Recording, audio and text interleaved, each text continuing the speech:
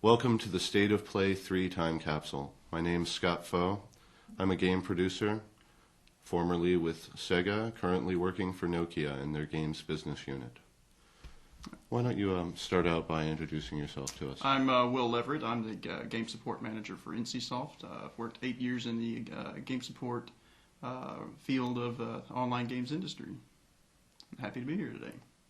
We're happy to have you here today. So, would you describe yourself as a cyber revolutionary?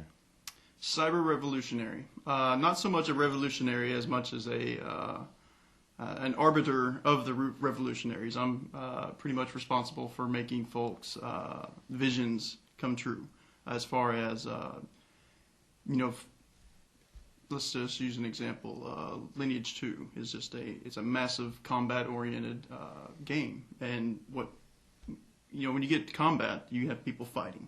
My job is to make sure that people play fair, are there to, or is to implement the game as the vision of the designers. Make sure that comes through.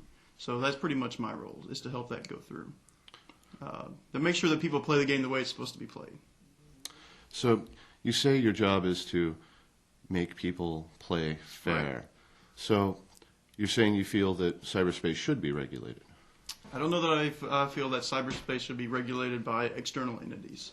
I'd be interested to hear your thoughts on that. I am not in favor of government regulation whenever possible. If we can do it ourselves, I would rather us self-police, and I think we do an adequate job of that via EULAs and the like. I think that's the best way for.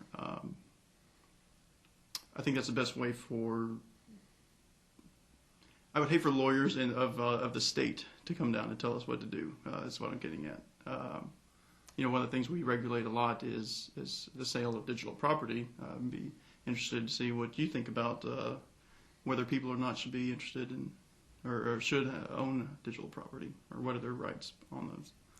Well, let me answer your questions in order here. The first question was, do I feel that cyberspace should be regulated, and particularly by outside Certainly. bodies? And I would have to say I feel it should. I mean, you know as well as I do that people misbehave. Oh, yeah. And that's just the way we are, and that's the way we'll probably be when somebody digs up New York Law School and takes That's a look right. at this time capsule many years from now. Right.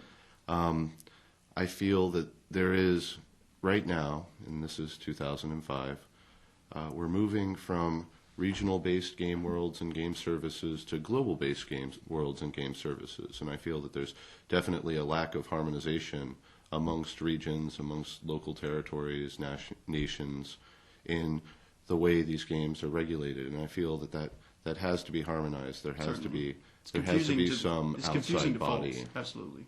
There has to be some outside body that's going to make sure that people do behave going forward.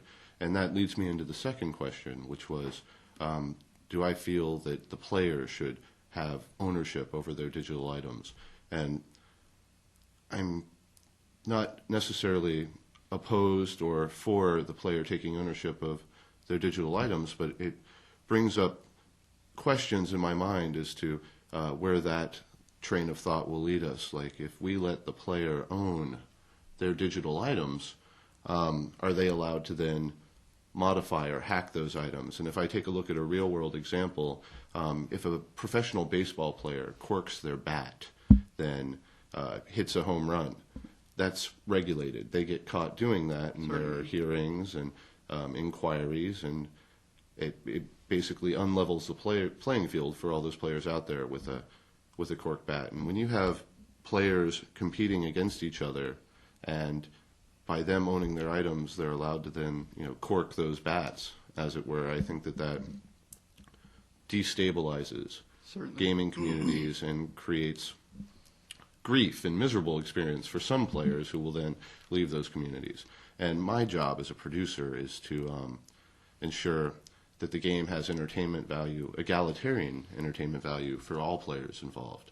Certainly. So that's that's something that I feel we need to be very careful of as we go forward. Absolutely, I totally agree. I think that people certainly want, they obviously want the ability to feel like they can trade, buy and sell such things. I mean, the market obviously supports it. It's clear that they're interested in it. I think that we can find a medium ground where we can support and encourage such trades without actually relinquishing those rights. I think we can implement that as part of the solution for the product itself. I'm certainly hoping so. We can find that. Going back to what we talked about the regulating the cyberverse, do you think that we could implement some sort of protocol which would allow a standardization of resolving disputes without affecting each company's ability to monitor and regulate its own game? At the end of the day, any sort of transnational or multinational organization is going to have to answer to a governing body. So Right. that it's good for kind of setting the pace, but if somebody trips, then the police are going to get involved. Exactly. Right? So we need to Exactly. figure out who the police are and how that is all going to work out. Certainly. And most importantly, who pays for it all? Well, that would be in CSOF. I Absolutely. think. Absolutely.